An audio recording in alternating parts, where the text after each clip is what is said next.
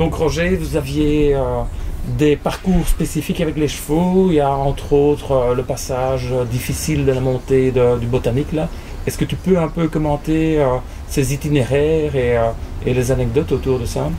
Oui, en fait, c'est des choses que j'ai toujours entendues de la bouche de mon père ou de mon oncle ou de mes frères et sœurs.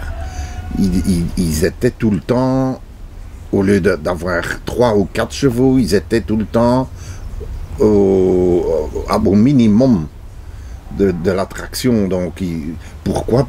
Pour avoir la facilité, pour pouvoir, quand ils rencontraient le tram, pour pouvoir passer. Et puis, tout doucement, Bruxelles devenait envahie par les voitures, les camions, et ils devaient respecter certains parcours et éviter le maximum les côtes. Et j'ai entendu toujours dire que quand ils devaient passer par le botanique, à l'époque, il n'y avait pas de feu tricolore.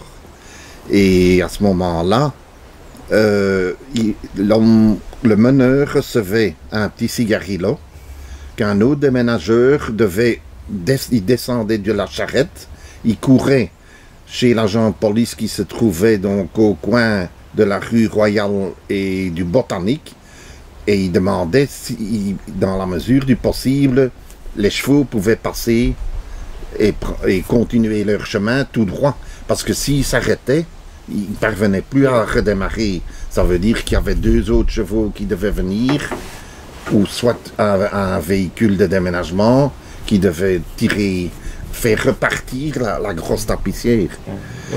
Difficulté de ce genre de passage comme la montée du botanique. Oui. Maintenant, bon, on donne un coup de gaz et on passe, quoi. Mais à ce moment-là, c'était des charges qui faisaient quand même en moyenne entre 5 et 8 tonnes. La tapissière. Oui. Donc, une charge conséquente. Oui.